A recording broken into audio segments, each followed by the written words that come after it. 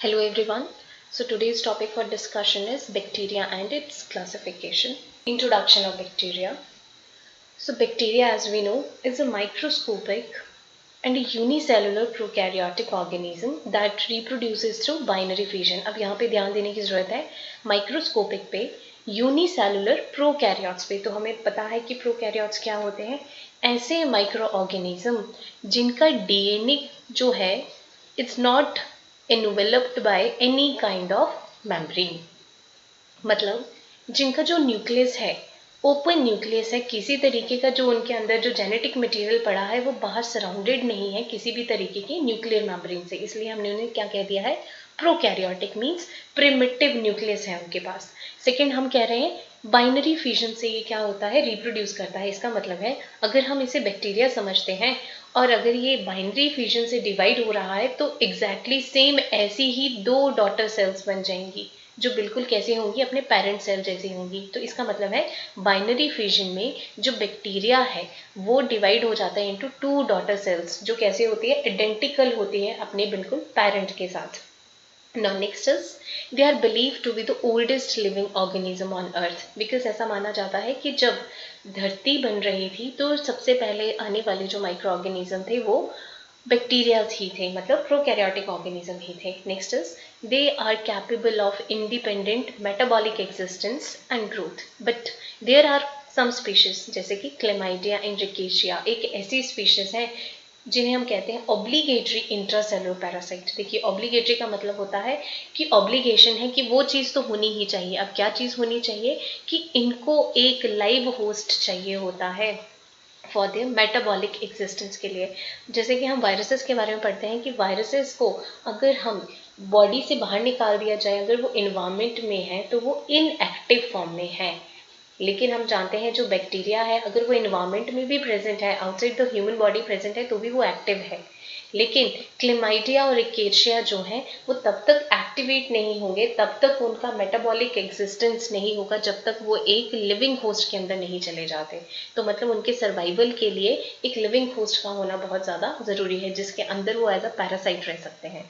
Now next is bacteria जो है वो डाइवर्स हैबिटेट में रहता है, सॉइल में, वाटर में, एयर में एंड food में and all other natural environment में। Now next is they can survive the extremes of the environment like pH at particular pH, जैसे कि हम जानते हैं कि जो बैक्टीरिया है वो एक्सट्रीम pH पे भी क्या कर सकता है, सर्वाइव कर सकता है। लाइक एसिडोफाइल्स हम सुनते हैं, बेजोफाइल्स हम सुनते हैं, जिसे हम एल्किलोफाइल्स भी जानते हैं, कुछ न्यूट्रोफाइल्स होते हैं। अब किसी के लिए कुछ ऐसे भी बैक्टीरियाज हैं जिनको ऑक्सीजन की रिक्वायरमेंट है, किसी को नहीं है, and the atmospheric pressure. Now next is जो बैक्टीरिया है they belongs to the kingdom of monerans. तो मोनेरल्स कौन है, जिनके अंदर 70s राइबोसोम्स पाया जाता है, 70s राइबोसोम पाया जाता है, and they belong to the unicellular prokaryotic category, prokaryotic category. और मोनेरल्स क्या है, एक किंगडम का नाम है जिसमें क्या रखा गया है, बैक्टीरिया को रखा गया है।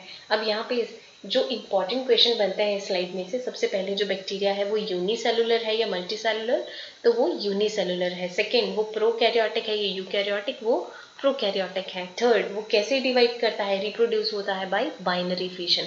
और हमें पता होना चाहिए जो फर्स्ट डिस्कवरी की गई थी बैक्टीरिया की, it was by Antony van Leeuwenhoek, Antony van लीeuwenhoek।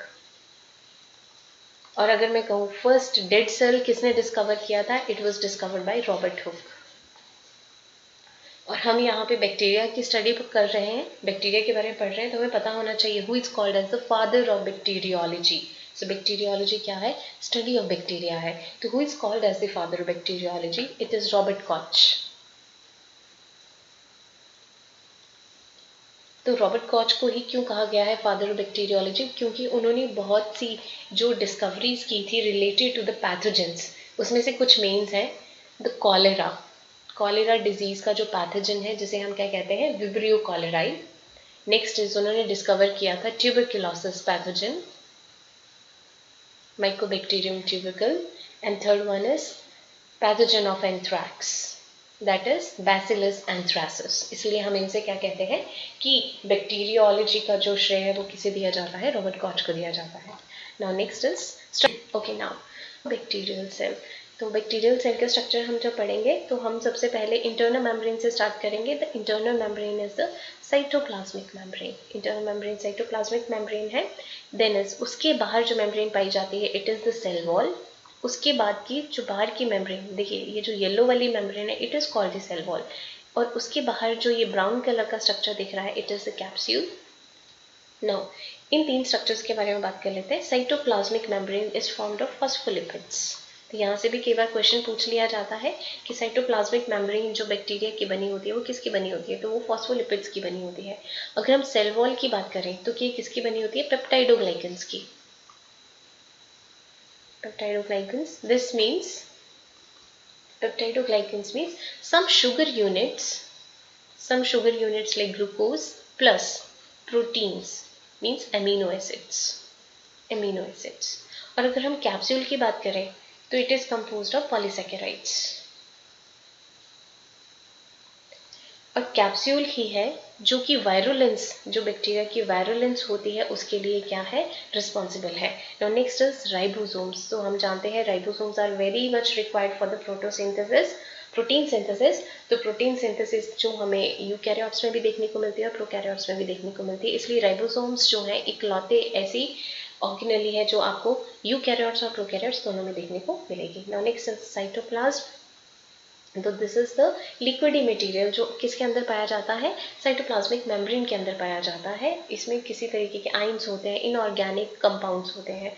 Now this is nucleoid. हम यहाँ पे न्यूक्लियस नहीं लिख रहे हैं, हम न्यूक्लियोइड लिख रहे हैं. तो ये देखिए ये जो आपको यहाँ पे कॉइल्ड स्ट्रक्चर नजर आ रहा है this is basically the nucleoid. अब हमने इसे न्यूक्लियोइड इसलिए कहा है क्योंकि इसके बाहर किसी तरीके की कोई मेम्ब्रेन नहीं दिख रही है हमें जो इसे सराउंड करे. तो वो मेम्ब्रेन, जो लैक ऑफ न्यूक्लियर मेम्ब्रेन की वजह से हमने इसे क्या कह दिया है, हमने इसे न्यूक्लियोइड कह दिया है. This is the basic the genetic material of bacteria. Now next is पिलाइज. देखिए अब पिलाइज का यहाँ पे 2 तरीके का फंक्शन होता है. पहला तो ये एक कॉन्जुगेशन ब्रिज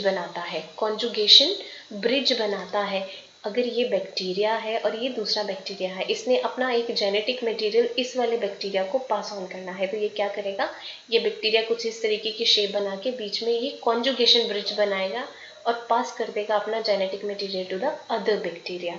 तो पिलाई क्या है, ये एक कॉन्जुगेशन ब्रिज बनाने के काम आता है. एंड सेकेंड इज इसका काम है एडहेशन का. जैसे बैक्टीरिया जो होता है वो होस्ट के सरफेस के साथ चिपक जाता है just because of this पिलाइज. Now next is the plasmid. अब प्लाज्मिड का रोल क्या है, इसे हम कहते हैं, पहले तो क्वेश्चन पूछा जाता है कि प्लाज्मिड क्या है, तो इसे जाना जाता है एक्स्ट्रा क्रोमोसोमल डीएनए के नाम से. Extra chromosomal DNA.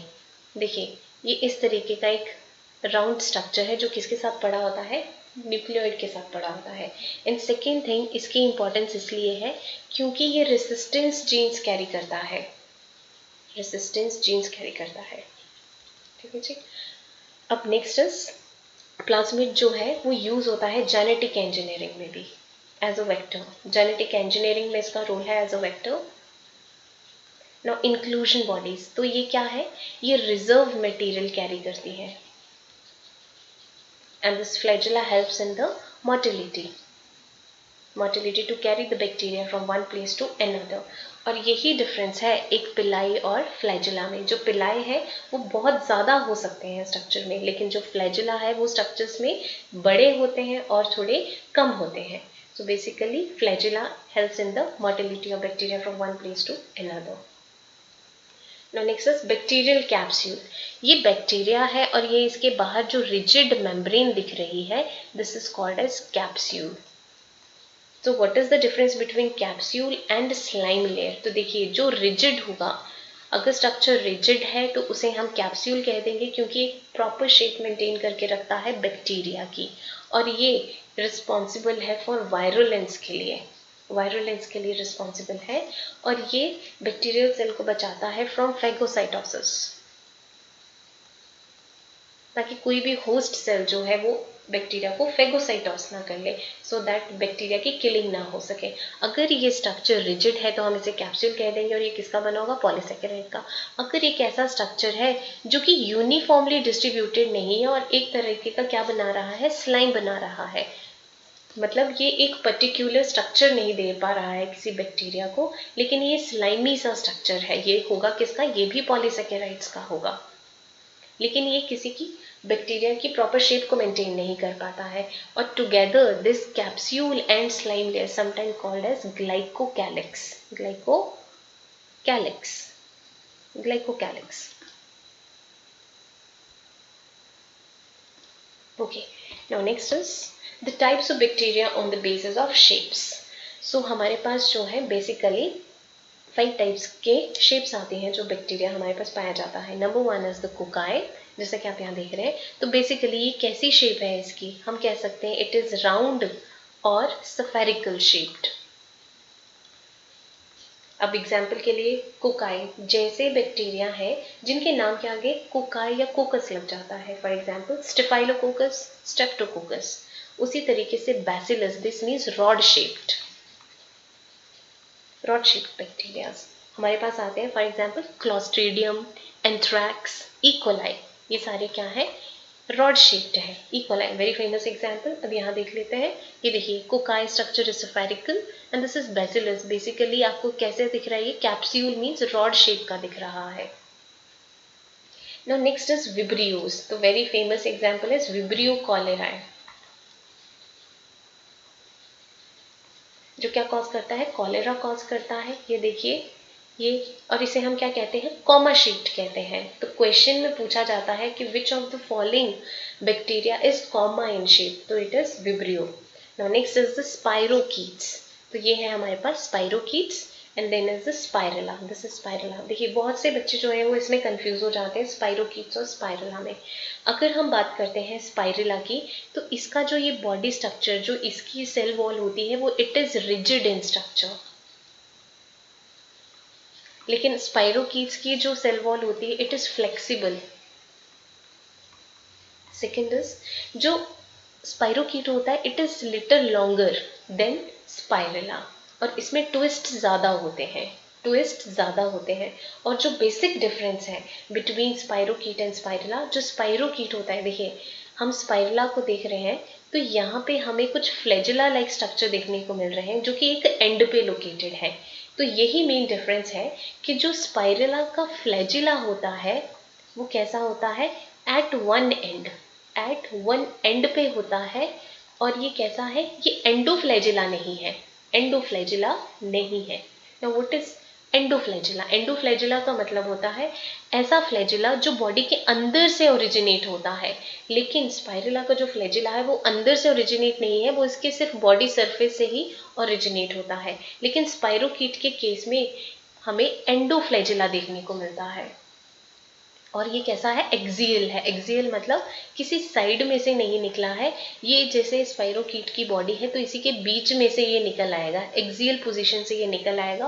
और सेकंड थिंग इसमें क्या है? ये एंडोफ्लैजिला है कि मतलब बॉडी के अंदर से ओरिजिनेट होता है। So this is the basic difference. मैं एक बार फिर से रिपीट कर देती हूँ। जो स्पाइरोकीट की सेल वॉल है वो फ्लेक्सिबल होती है, स्पाइरिला की सेल वॉल जो है वो रिजिड होती है। इन सेकेंड डिफरेंसेस, जो फ्लैजिला होता है स्पाइरोकीट्स में वो एक्सियल होता है और एंडोफ्लैजिला होता है, मतलब साइड से निकलता है और अंदर से निकलता है। लेकिन जो स्पाइरिला का फ्लैजिला होता है वो एक एंड पे होता है और वो सरफेस से निकलता है। सो this was a basic difference. अगर मैं स्पाइरला की एग्जाम्पल्स की बात करूं तो हमारे पास एग्जाम्पल आता है हेलिकोबैक्टर। और अगर मैं स्पाइरोकीट का नाम लूं तो इसका एक बहुत ही फेमस एग्जाम्पल है, दैट इज ट्रिपोनेमा पैलेडियम। और ये क्या कॉज करते हैं? ये साइफिलिस की बीमारी कॉज करता है। कौन? Spirochete. Now next is classification of bacteria on the basis of its arrangement के हिसाब से देखते हैं हम। Now one is the monococcus. Monococcus means single type of spherical shaped bacteria. क्योंकि हम कोकस की बात कर रहे हैं तो कोकस में हमारे पास स्फेरिकल शेप आती है। अगर ये 2 के पेयर में लोकेटेड है तो हम इसे डिप्लोकोकस कह देंगे। अगर ये बंच या फिर क्लस्टर, बंच या फिर ग्रेप लाइक स्ट्रक्चर कुछ इस तरीके से देखने को मिलते हैं तो हम इसे कहते हैं स्टेफाइलोकोकस। अगर ये 4 के पेयर में अरेंज है तो हम इन्हें कहेंगे टेट्राकोकस। अगर ये 8 के पेयर में अरेंज है, मतलब 1 2 3 4 और इसके पीछे भी होगा, यहाँ पे भी, यहाँ पे भी और यहाँ पे भी, तो इसे हम क्या कहते हैं, सारसेना। So this is सारसेना। तो बेसिकली ये जो सारसेना होते हैं ये गैस्ट्रिक अल्सर्स कॉज करते हैं। और हम अगर हम टेट्राकोकस की बात करें तो हम इनको टेट्राड भी कह देते हैं, टेट्राड। ये basically urinary track infection cause करते हैं। एंड अनदर, अगर कोकस बैक्टीरिया जो है, स्फेरिकल बैक्टीरिया जो है वो चेन में अरेंज हो, उसे हम क्या देंगे, स्ट्रेप्टोकोकस। तो यहाँ से क्वेश्चन पूछे जाते हैं कि जो बंच या फिर ग्रेप लाइक स्ट्रक्चर में अरेंज है उस बैक्टीरिया को क्या कहते हैं, उसे स्टेफाइलोकोकस कहते हैं। अगर वो चेन में अरेंज हो तो उसे हम स्ट्रेप्टोकोकस कहते हैं। बेसिकली इन दोनों से क्वेश्चन पूछे जाते हैं। नाउ नेक्स्ट इज, अगर रॉड शेप्ड है तो उसे हम क्या कहेंगे, बैसिलस। तो this is single bacillus shaped. अगर कोको बैसिलस है तो ये क्या होगा, मिक्सचर होगा, किसका, स्फेरिकल प्लस रॉड शेप्ड का। तो ये कुछ इस तरीके का लगेगा, ना ही स्फेरिकल पूरी तरीके से और ना ही रॉड शेप्ड पूरे तरीके से। Now next is the Palisades. Palisades का मतलब होता है ड्यूरिंग सेल डिवीजन के टाइम ये जो सेल्स होते हैं ये अपने आप को एक एंगल पे अरेंज कर लेते हैं। तो बेसिकली ये ऐसा होता है कि इनका एक पोर्शन जो है वो एक दूसरे से टच करता है। मान लो कुछ इस तरीके के ये अरेंज करेंगे, इसे हम कहते हैं पैलिसेड टाइप ऑफ अरेंजमेंट। और ये किसमें देखने को मिलता है, कॉर्नी बैक्टीरियम में देखने को मिलता है। कॉर्नी बैक्टीरियम डिप्थिराई में ये देखने को मिलता है palisade arrangement. Now next is diplobacillus. Diplo means two, bacillus means जब दो बैसिलस आपस में अरेंज हो। Next is the spore farmer.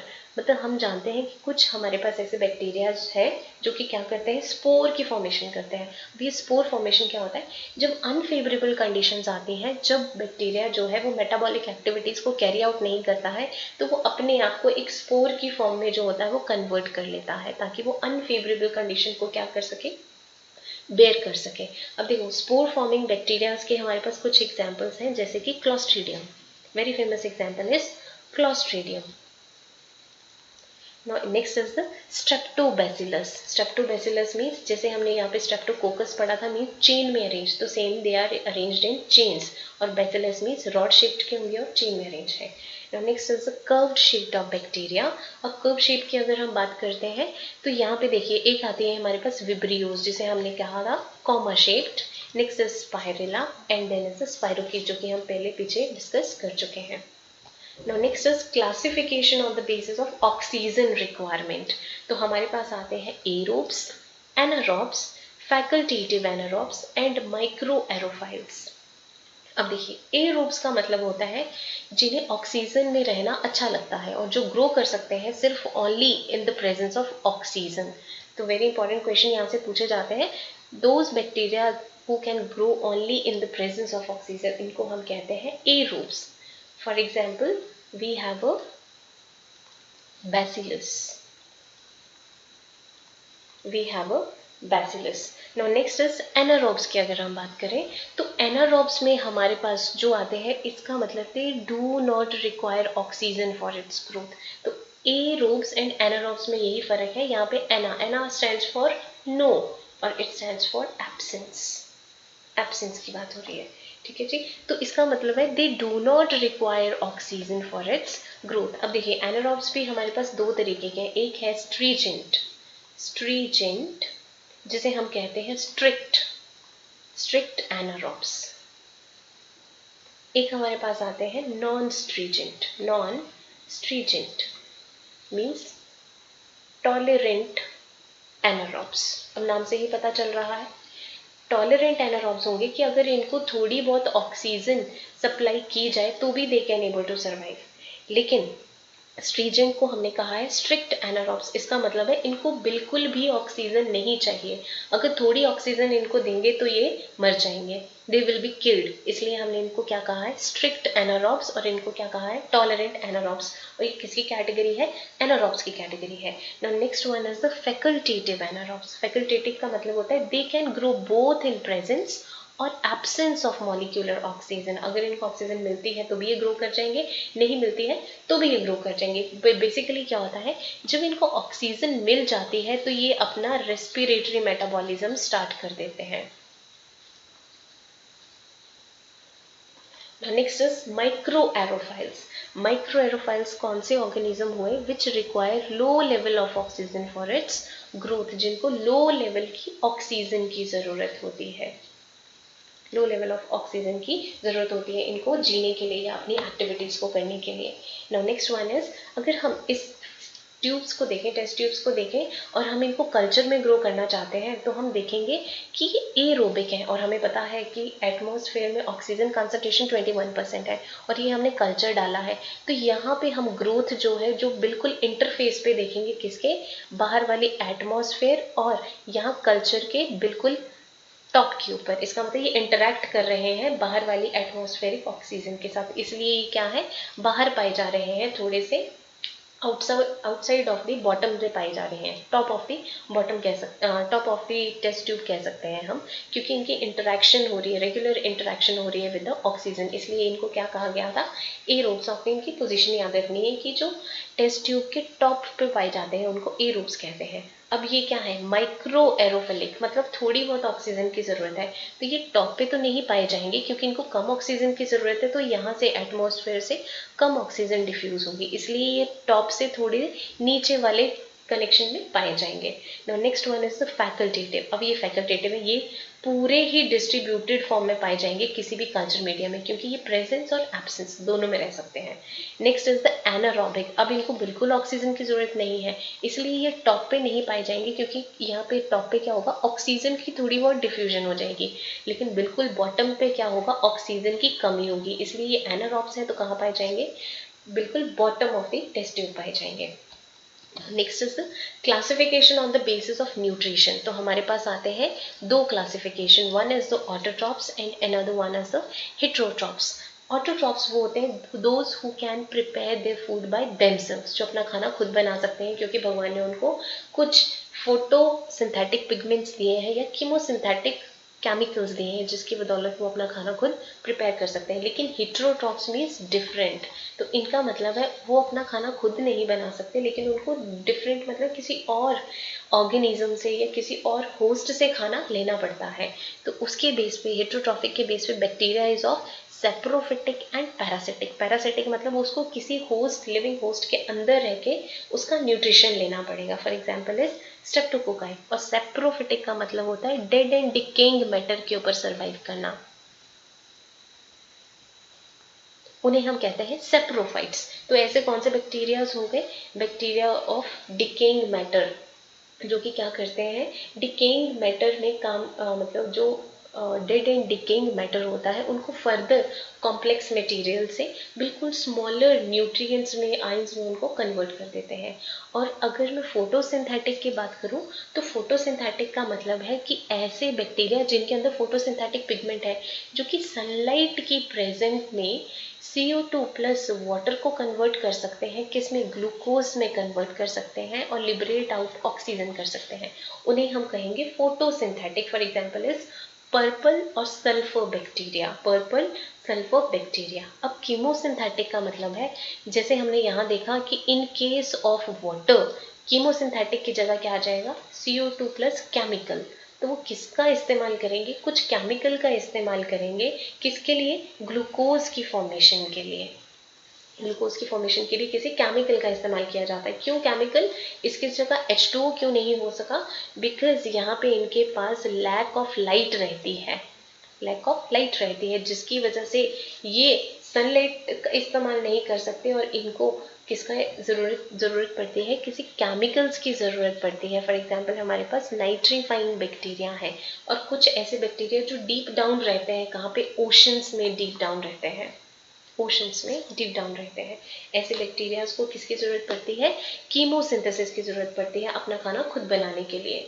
Now अब देखिए ये किस तरीके का केमिकल यूज कर सकते हैं, ये नाइट्रोजन का यूज कर सकते हैं, ये सल्फर का यूज कर सकते हैं, ये फॉस्फोरस का भी यूज कर सकते हैं ग्लूकोज की फॉर्मेशन के लिए। Now next is classification of bacteria on the basis of temperature. तो टेम्परेचर के बेसिस पे हमारे पास आते हैं साइक्रोफाइल्स, मीजोफाइल्स, थर्मोफाइल्स एंड हाइपरथर्मोफाइल्स। तो साइक्रोफाइल्स में मतलब कोल्ड लविंग, साइक्रो का मतलब होता है कोल्ड लविंग, जो कि यहाँ लिखा है। तो इनके लिए जो ऑप्टिमम टेम्परेचर है सर्वाइवल के लिए, it is 10 to 20 degree Celsius. और ज़्यादा करके इनको क्या चाहिए होता है, लेस देन 20 डिग्री सेल्सियस, क्योंकि कैसा टेम्परेचर है, माइनस में चाहिए या तो फिर बहुत कम चाहिए, क्योंकि ये क्या है, कोल्ड लविंग है, इसलिए साइक्रोफाइल्स। और अगर हम साइक्रोफाइल्स का एग्जाम्पल देखें, the very famous example is the vibrio. Now next one is the mesophiles. Mesophiles मतलब अब इनको बिल्कुल कोल्ड टेम्परेचर तो नहीं चाहिए, लेकिन बीच का टेम्परेचर चाहिए, तो मॉडरेट टेम्परेचर लविंग। तो ऑप्टिमल टेम्परेचर कितना चाहिए, 25 to 40 degree Celsius. Some examples of जो मीजोफाइल्स के हैं इज ई कोली। और आपका एक और एग्जाम्पल आ जाता है इसमें, स्टेफाइलोकोकस। नेक्स्ट इज थर्मोफाइल्स की अगर हम बात करें तो थर्मो मीन्स हॉट और द हीट, तो इसलिए इनको क्या कहा गया है, हीट लविंग। तो इनका टेम्परेचर कितना रहता है, 50 to 80 डिग्री सेल्सियस इनका टेम्परेचर रहता है। अब आपने यहाँ पे एक ऑर्गेनिज्म का नाम रखना है याद, जिसका नाम है थर्मस एक्वेटिकस। एक्वेटिकस, देखिए ये जो बैक्टीरिया है, it is very useful in PCR, polymerase chain reaction का जब आप यूज़ करते हैं फॉर द एम्प्लीफिकेशन, तो यहाँ पे थर्मस एक्वेटिकस जो बैक्टीरिया है इसका इस्तेमाल किया जाता है, क्योंकि वहाँ पे जब आप पीसीआर का यूज़ करते हैं तो वहाँ पे हाई टेम्परेचर में क्या होता है, डीएनए को ब्रेक किया जाता है और दोबारा से उसकी एनीलिंग की जाती है। तो ये एक ऐसा बैक्टीरिया है जो इस प्रोसेस में यूज़ होता है और ये डाई आउट नहीं होता है, क्योंकि ये थर्मोफाइल है, इसलिए हम इसका यूज़ करते हैं पीसीआर में। तो ये आपने याद रखना है, this is a important question. Now next is the hyper thermophiles, it means extreme heat loving. तो कितना हो जाएगा, मोर देन 80 डिग्री सेल्सियस हो जाएगा। इसमें आते हैं, हमारे पास एग्जाम्पल है methanopyrus. Methanopyrus. Now next one is classification on the basis of pH. Now, the optimal pH is the most favorable pH for the growth of an organism. हमें सबको पता है कि चाहे वो ह्यूमन बॉडी हो या माइक्रो ऑर्गेनिज्म हो, हम सबको ग्रोथ के लिए क्या चाहिए होता है, एक नॉर्मल पीएच चाहिए होता है। तो same case is the with the rule of bacteria. जो बैक्टीरिया को अगर किसी होस्ट में, कहीं पे भी किसी इन्वायरमेंट में अगर ग्रो करना है, तो उसे एक ऑप्टिमल पीएच चाहिए।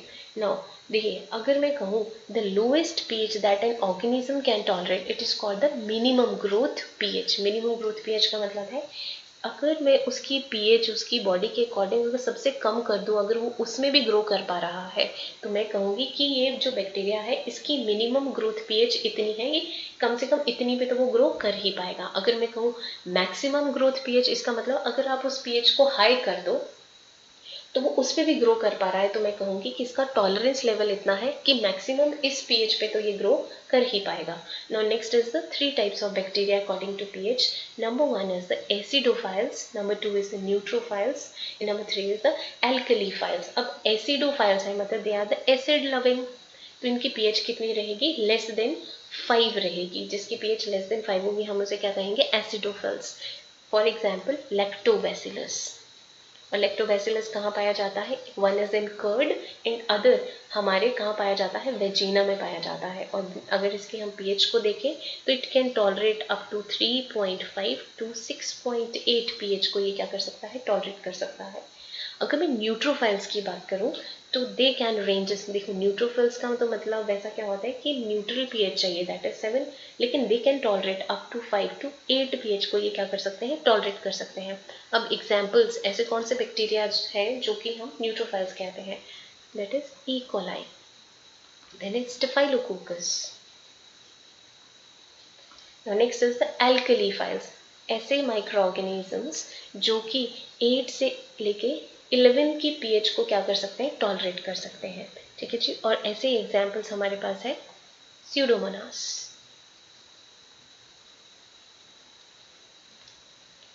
Now next one is structure of flagella. हम फ्लैजिला के स्ट्रक्चर को डिस्कस करेंगे।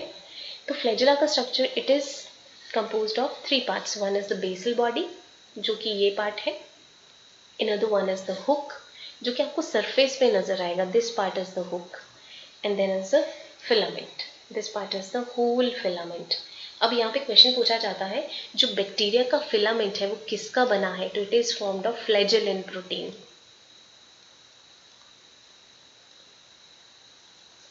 और ये जो फ्लैजिला है ये कैसी मूवमेंट करता है, ये कैसी मूवमेंट करता है, प्रोपेलिंग मूवमेंट करता है। कैसे रोटेट करेगा? इस तरीके से ये रोटेट करेगा, 360 डिग्री पे घूमेगा। ठीक है जी। अब इसका हम स्ट्रक्चर थोड़ा डीप देख लेते हैं।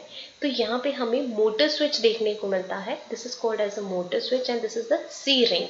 और इसके ऊपर 3-4 तरीके की रिंग्स रखी होती हैं जो किसकी बनी है? फ्लिग प्रोटीन की बनी है। और इनका काम क्या है? रोटेशन का काम है। रोटेशन का काम है और वो कैसे होती है? Through protons. Through protons through protons. अब ये देखो कैसे घूमते हैं। ये भी रिंग है, ये दोनों रिंग है, ये भी रिंग है और ये भी रिंग है। तो ये एक्चुअल में इस तरीके से घूमते हैं। और इनको ये मोशन कौन प्रोवाइड करता है?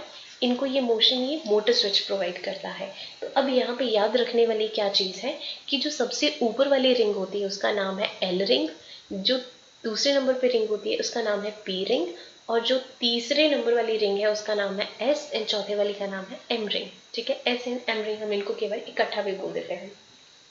अब केवल क्वेश्चन पूछा जाता है कि एल रिंग की पोजीशन बताइए। तो एल रिंग हम कहाँ देखने को मिलती है? इन लिपोपॉलीसेकेराइड लेयर में। लिपोपॉलीसेकेराइड लेयर से क्या ओरिजिनेट होती है? एल रिंग होती है। अगर मैं कहूँ पी रिंग, तो पी रिंग है पेप्टाइडोग्लाइकन लेयर में। और एस एंड एम रिंग जो होती है वो हमें कहाँ देखने को मिलती है? साइटोप्लाज्मिक मेम्ब्रेन में हमें एस एंड एम रिंग देखने को मिलती है। अब यहाँ पे एक और इम्पॉर्टेंट चीज, एक हम बात करते हैं ग्राम पॉजिटिव की और एक हम बात करते हैं ग्राम नेगेटिव सेल की। तो हमें पता है जो ग्राम नेगेटिव है उसमें लिपोपॉलीसेकेराइड होता है और आउटर मेम्ब्रेन होती है और एक साइटोप्लाज्मिक मेम्ब्रेन होती है जिसे हम इनर मेम्ब्रेन भी कह देते हैं। ठीक है जी। तो जो ग्राम नेगेटिव बैक्टीरिया है उसमें हमें ये चारों तरीके की रिंग देखने को मिलती है, that is L, P, S और एम। लेकिन हम ग्राम पॉजिटिव की बात करें तो उसमें जो है लिपोपॉलीसेकेराइड की लेयर नहीं होती और ना ही उसमें आउटर मेम्ब्रेन होती है। तो एज अ रिजल्ट जो ग्राम पॉजिटिव बैक्टीरिया है उसमें ना ही तो एल रिंग देखने को मिलती है और ना ही पी रिंग देखने को मिलती है, वहां पे हमें एस और एम रिंग देखने को मिलती है in case of gram positive bacteria. So ये इंपॉर्टेंट क्वेश्चन थे जो यहाँ से आपसे पूछे जा सकते हैं। वन इज फ्लैजेलिन प्रोटीन जो कि किसे फॉर्म करती है? फ्लैजेला को फॉर्म करती है। Next is L, P, S और एम रिंग के बारे में पूछा जा सकता है कि ग्राम पॉजिटिव में कौन सी होती है और ग्राम नेगेटिव में कौन सी पाई जाती है। Now next is types of flagellar arrangement में हम यहाँ पे बात कर लेते हैं कि ये जो फ्लैजिला है, बैक्टीरिया का जो फ्लैजिला है जो किसमें हेल्प करता है? मूवमेंट में हेल्प करता है, taking the bacteria from one place to another. तो इसकी लोकेशन क्या क्या हो सकती है? तो नंबर वन इज ऐसा बैक्टीरिया जिसमें किसी तरीके का कोई फ्लैजिला देखने को नहीं मिलता है उसे हम क्या कहते हैं? एट्राइकस। For example lactobacillus. इसमें हम देख सकते हैं किसी तरीके का कोई फ्लैजिला नहीं है।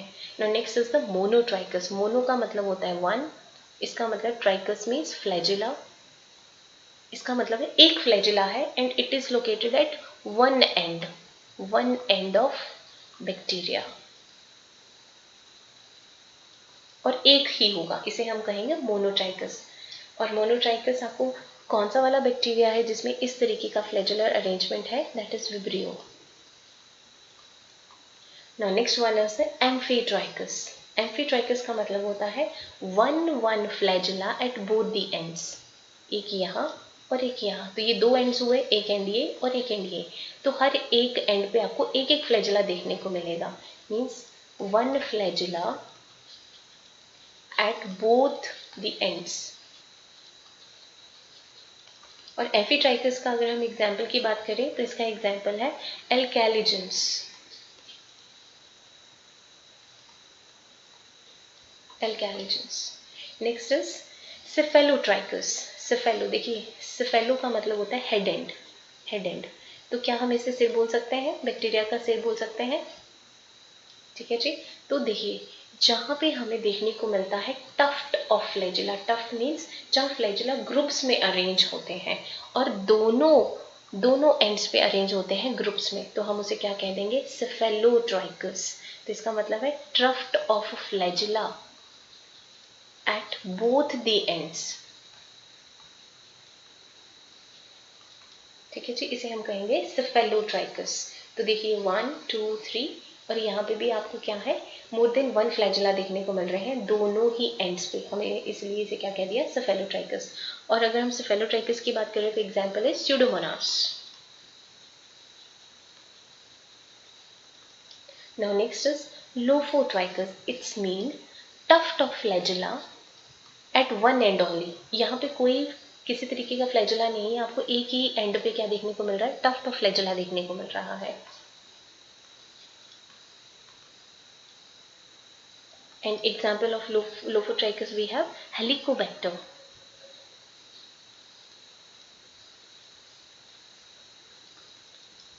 Now next is Peritrichus. Peritrichus means यहाँ पे जो फ्लैजुला है they were spread all over the body surface. Flagella all over the body surface.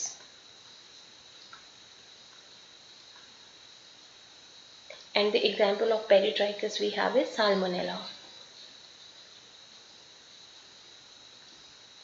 So this was the types of flagellar arrangement जो हमें बैक्टीरियाज में देखने को मिलते हैं। और यहाँ से बहुत से क्वेश्चन पूछे जाते हैं, आपको यहाँ में बैक्टीरिया का नाम दे दिया जाएगा और आपसे पूछ लिया जाएगा कि बताइए इसमें ये कौन से वाली कैटेगरी से बिलोंग करते हैं, एम्फीट्राइकस कहेंगे, मोनोट्राइकस कहेंगे, या तो आपसे पूछ लेंगे कि एम्फीट्राइकस का एग्जाम्पल कौन सा है, नीचे बैक्टीरियाज के नाम दिए होंगे और आपसे पूछ लेंगे एम्फीट्राइकस का एग्जाम्पल कौन सा है जो दिए नीचे ऑप्शंस दिए हैं। So this was all about the bacteria, उनकी शेप के बेसिस पे, उनकी न्यूट्रिशन के बेसिस पे, ऑक्सीजन, पीएच, टेम्परेचर और फ्लैजुलर अरेंजमेंट के लिए। So that's all about today. Thank you so much. Kindly like and subscribe our channel.